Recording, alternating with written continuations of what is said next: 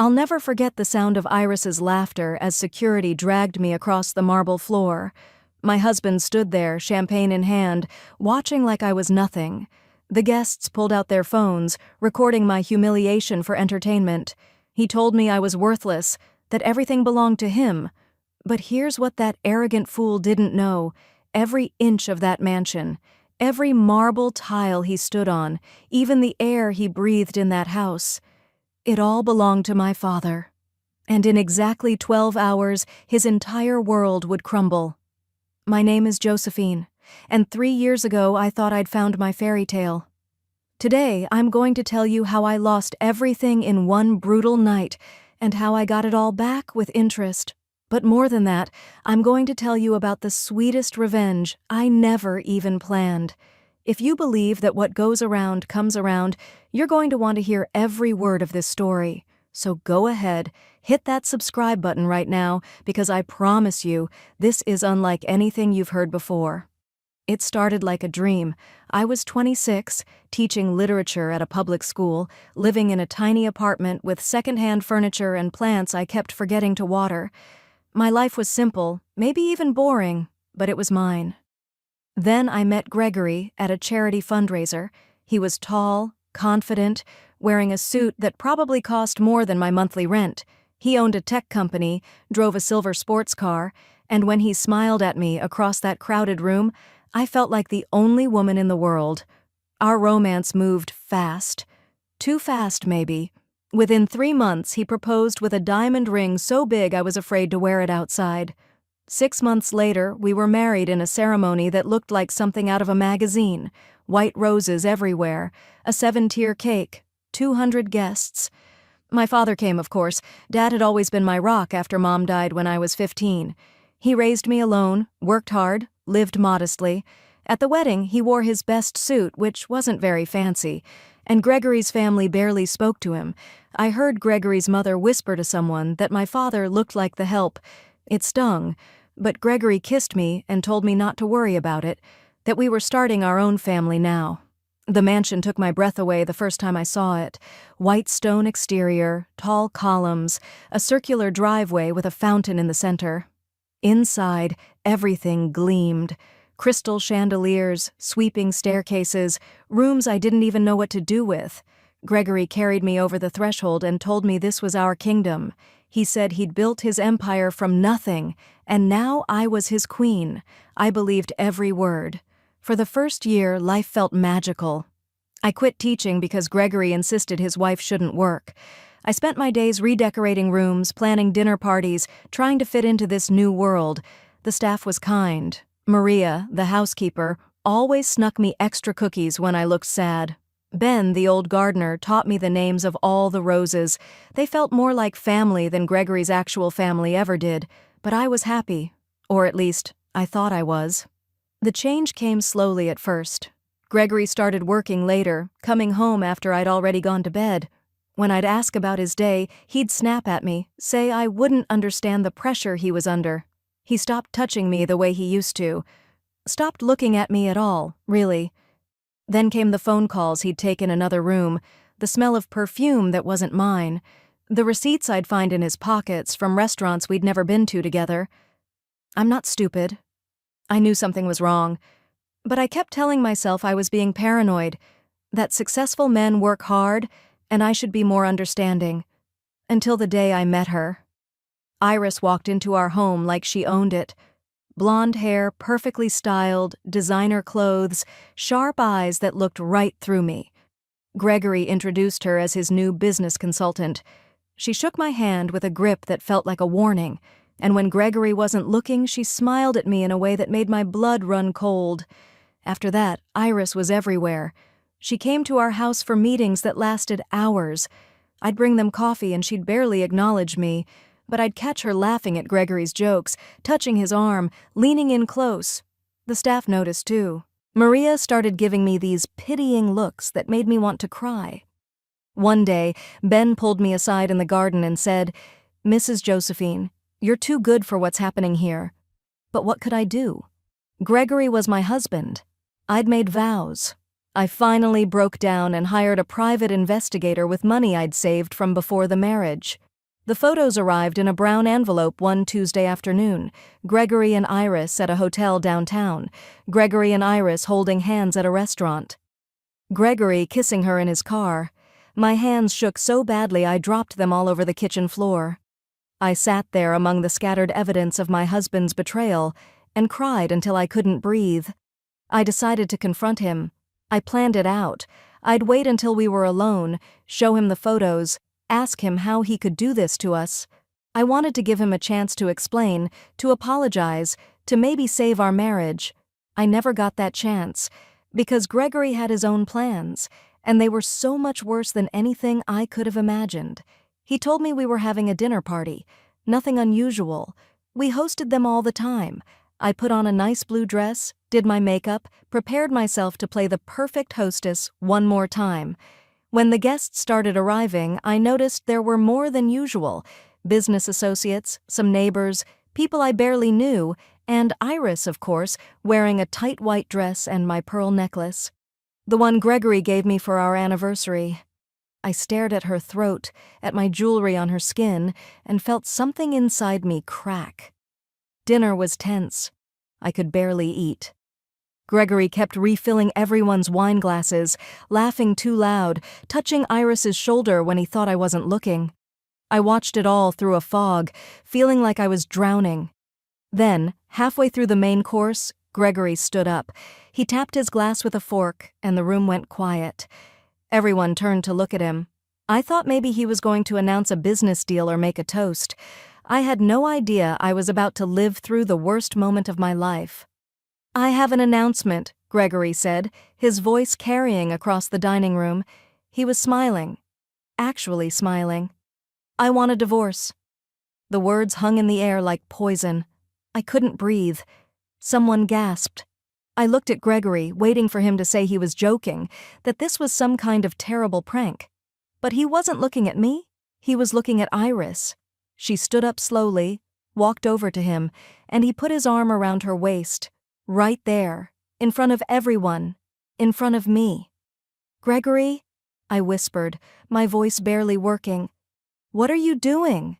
He finally looked at me then, and his eyes were cold, colder than I'd ever seen them. "I'm done pretending, Josephine. I'm in love with Iris. I have been for months. And honestly, you've been a burden from the start, living off my money, in my house, contributing nothing." The room was dead silent. I could feel everyone staring at me. My face burned with shame. Iris laughed, this high, cruel sound that cut right through me. "Oh, honey," she said, looking at me like I was a stray dog. "Did you really think a man like Gregory would stay with someone so ordinary forever? You were just a phase, a charity case." I tried to stand, but my legs wouldn't work. "Gregory, please, can we talk about this privately? This isn't—" "There's nothing to talk about." He turned to someone behind me, and I heard footsteps. Heavy footsteps. 2 security guards appeared on either side of my chair. My heart started racing. "Remove her," Gregory said like he was asking someone to take out the trash. "Now!" "What? No, Gregory, you can't—" But they were already grabbing my arms, hauling me up out of my chair. I heard gasps, whispers, someone giggling nervously. Iris was smiling, actually smiling, as I struggled against the guard's grip. "You have 10 minutes, Gregory said. "Take your clothes. Everything else stays. It's mine, all of it." They dragged me through the dining room, past all those watching faces. Some people looked away. Others held up their phones, recording. One man was actually laughing, like this was the best entertainment he'd seen in years. I saw Maria standing in the doorway to the kitchen, tears streaming down her face, but she couldn't help me. Ben was visible through a window, his old face twisted in pain, but what could he do? They hauled me up the stairs to the bedroom, our bedroom, and threw me inside. "Pack! Fast!" one of them said. My hands were shaking so badly I could barely open drawers. I grabbed random clothes, stuffing them into a suitcase. I found the photo of my mother I kept on the nightstand and clutched it to my chest.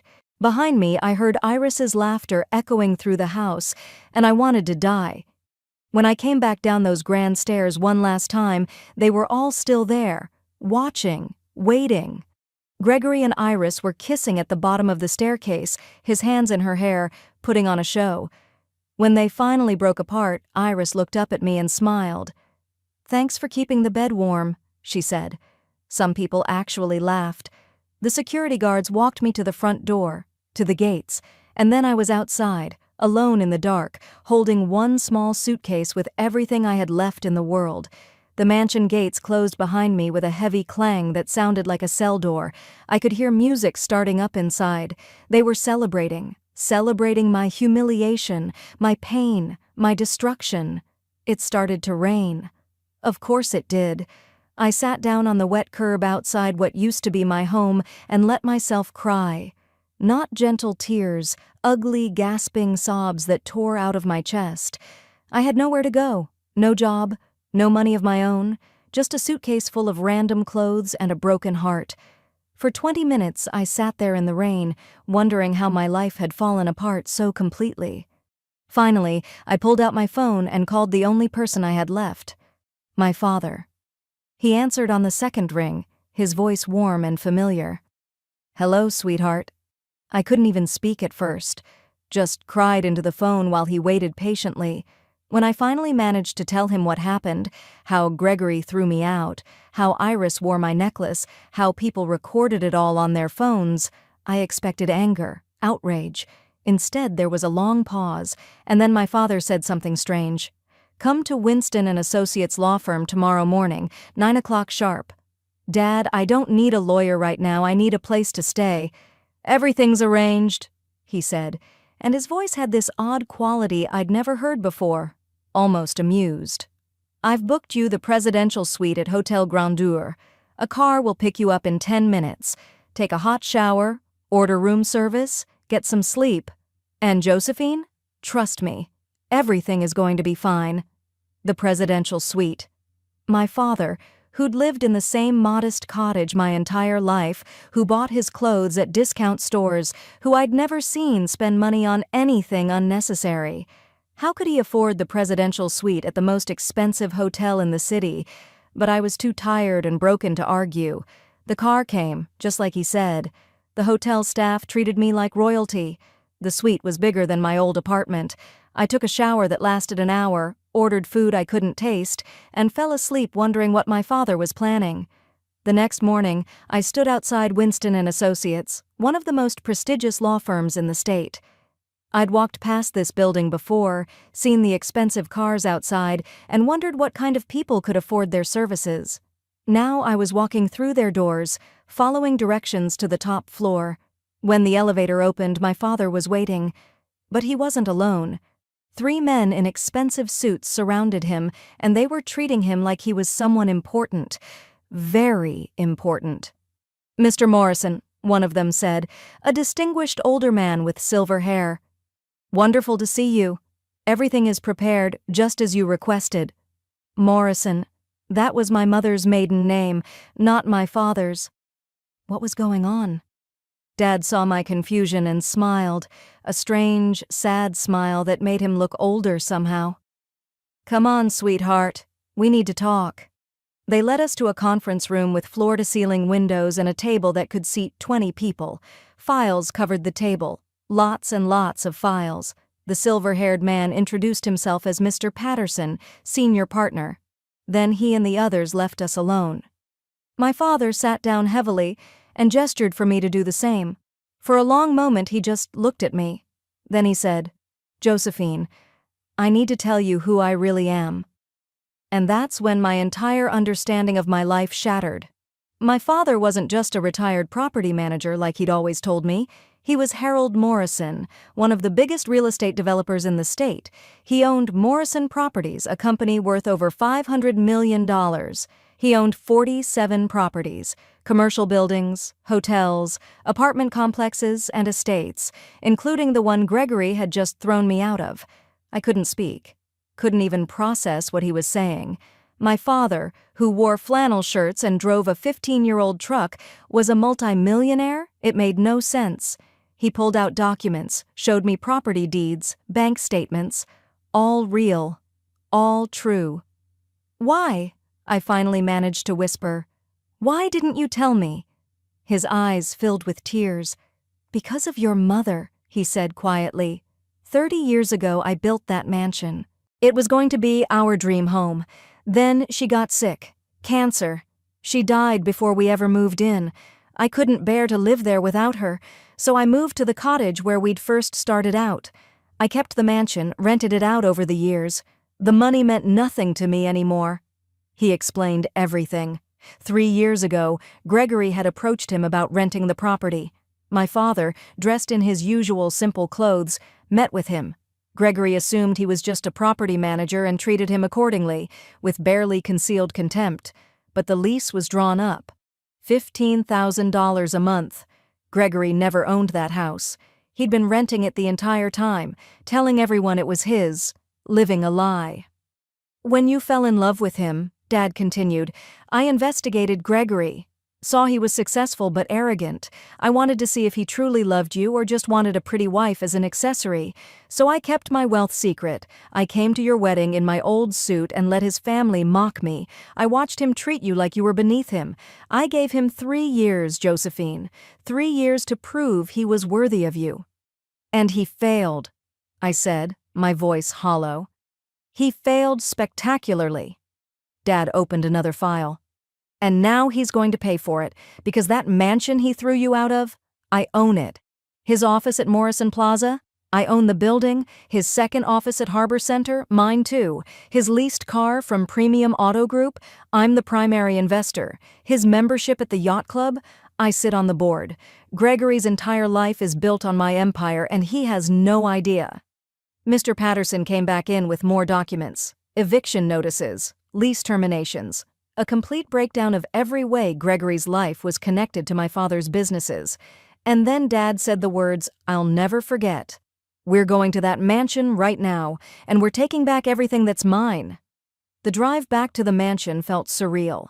I sat in my father's car, which I now realized was a brand new luxury sedan he'd probably been hiding in a garage somewhere, with Mr. Patterson and 2 police officers following behind us. My hands wouldn't stop shaking. Part of me wanted to see Gregory's face when he realized the truth. Another part just wanted to disappear. When we pulled up to those gates, I felt sick. This place had been my prison and my home, my dream and my nightmare. Iris answered the door in a silk robe, her hair messy, clearly having spent the night. When she saw me, she sneered, "What do you want? Come to beg?" My father stepped forward, and something in his posture made her step back. "I'm here to see Gregory, now." "Gregory is busy and you're trespassing." "Actually," Mr. Patterson said smoothly, stepping up beside my father, "this is Mr. Harold Morrison's property. We have the deed right here. You're the one trespassing." Iris's face went pale. She tried to slam the door, but one of the police officers stopped it. We heard Gregory's voice from inside, annoyed. "Iris, who is it?" He appeared at the top of the stairs in expensive pajamas, looking irritated. When he saw us, his expression shifted to confusion, then amusement. "Harold? What's this about? Did you come to beg me to take your pathetic daughter back?" My father didn't smile, didn't react at all. He just nodded to Mr. Patterson, who stepped forward and handed Gregory a stack of papers. "Mr. Gregory, these are eviction notices. You have 24 hours to vacate this property." Gregory laughed, actually laughed. "Evict me? From my house? Old man, did you hit your head? This is my property. I bought it fair and square." "No," my father said quietly. "You didn't. You've been renting it. From me. For 3 years." I watched Gregory's face as he read the documents, watched the color drain from his skin, watched his hands start to shake. This says you own everything," Dad finished. "The house, the land, all of it. You're a tenant, Gregory, one who's 2 months behind on rent, I might add, and as of this moment, your lease is terminated." The silence that followed was deafening. Gregory looked at my father like he was seeing a ghost. "You're the landlord? But you're nobody. I'm Harold Morrison," my father said, and his voice could have cut glass. "I own Morrison Properties. I'm worth over $500 million, and you, Gregory, threw my daughter out of my house like she was garbage. while living off my generosity, while pretending you were something you're not."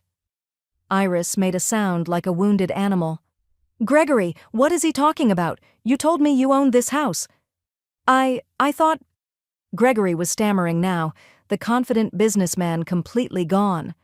Mr. Patterson wasn't finished. "Also, Mr. Gregory, your office lease at Morrison Plaza? Terminated. Your second office at Harbor Center? Also Mr. Morrison's property. Terminated. Your car lease through Premium Auto Group? Mr. Morrison is the primary investor. The vehicle will be repossessed within the hour." Gregory's knees actually buckled. He grabbed the stair railing to keep from falling. "This will ruin me," he whispered. "You should have thought of that," my father said, his voice like ice. "Before you humiliated my daughter in front of a crowd, before you had her dragged through this house by security guards, before you made her sit in the rain with nowhere to go." That's when Iris turned on him. The woman who'd laughed as I was thrown out, who'd kissed him at the bottom of the stairs, who'd worn my jewelry like a trophy, she looked at Gregory with pure disgust. "You don't even own this place? You've been lying to me? I thought you were a millionaire." "Iris, please, let me explain." "Explain what? That you're broke? That you're a fraud?" She was already running up the stairs, and we could hear her slamming drawers, throwing things into bags. 5 minutes later, she came back down with 3 designer suitcases. She walked right past Gregory without even looking at him. At the door, she paused and turned back. "By the way, your business partner called this morning. Something about pulling his investment? Have fun being poor." And then she was gone. Just like that. The woman Gregory had destroyed our marriage for didn't even care enough to stay for the fallout. He called after her, his voice breaking, but the door had already slammed shut. Gregory turned to me then, and he was crying. Actually crying. He fell to his knees right there in the foyer. The same foyer where he'd humiliated me 12 hours earlier. "Josephine, please, I'm sorry, I'm so sorry, I made a mistake. Please forgive me. We can work this out." I looked down at him. This man who'd called me worthless, who'd made me feel small and useless for 3 years, who'd thrown me out in front of a laughing crowd while his mistress wore my jewelry, and I felt nothing. No anger. No satisfaction. Just a strange, calm emptiness. "You wanted me gone," I said softly. "So I'm letting you go, too. You have 24 hours, Gregory, just like you gave me 10 minutes. The police officer stepped forward with the official eviction notice. My father put his hand on my shoulder, and we walked out together. Behind us, I could hear Gregory sobbing, begging, his voice getting smaller as we moved away. The gates closed, and this time I was on the right side of them. The next few weeks moved like a dream. Gregory was formally evicted. The story leaked to the press. Tech mogul evicted from rented mansion after throwing out wife. And it spread like wildfire. His business partners dropped him. His investors pulled out. Within a month, his company filed for bankruptcy. He moved to a small apartment across town, and the last I heard he was working middle management somewhere, the life he'd built on lies completely demolished. Iris moved on to her next target within days. I saw photos of her with some other wealthy man, wearing the same predatory smile. I almost felt sorry for him. Almost. Maria and Ben came to see me a week after everything happened. They told me they'd always known something was wrong, that Gregory had treated them terribly, but they needed their jobs, so they stayed quiet. My father hired them both back immediately with significant raises. Maria cried and hugged me for 5 minutes straight. As for me, I moved back into the mansion, but it felt different now. Lighter somehow. I started teaching again at a private school, using the name Morrison instead of Gregory's surname. I began a foundation called Second Chances, helping women who'd escaped difficult marriages, using my story to show them they could rebuild. My father visited every Sunday, and we'd have dinner in the garden where Ben kept the roses blooming. 6 months later, I was finally healing. The betrayal still hurt sometimes, but it was a distant ache now rather than a fresh wound. I'd learned that true power doesn't need to announce itself, that dignity is worth more than diamonds, that the people who truly love you don't need you to be anyone other than who you are. So that's my story. The night I lost everything taught me what I'd actually had all along, a father who loved me enough to let me make my own choices, even when it hurt to watch, the strength to survive the worst moment of my life, and the knowledge that karma doesn't forget anyone. If this story touched you, hit that like button right now. If you believe that what goes around comes around, share this with someone who needs to hear it. And if you've ever been underestimated, ever been told you're not enough, leave me a comment below. I read every single one, and I want you to know you are enough. You always were. Subscribe to this channel because next week I'm sharing the story of the woman who donated her kidney to save her sister's life, only to discover her sister was sleeping with her husband. What happened next will leave you speechless. Remember what my father taught me: never judge someone by how they look or where they live.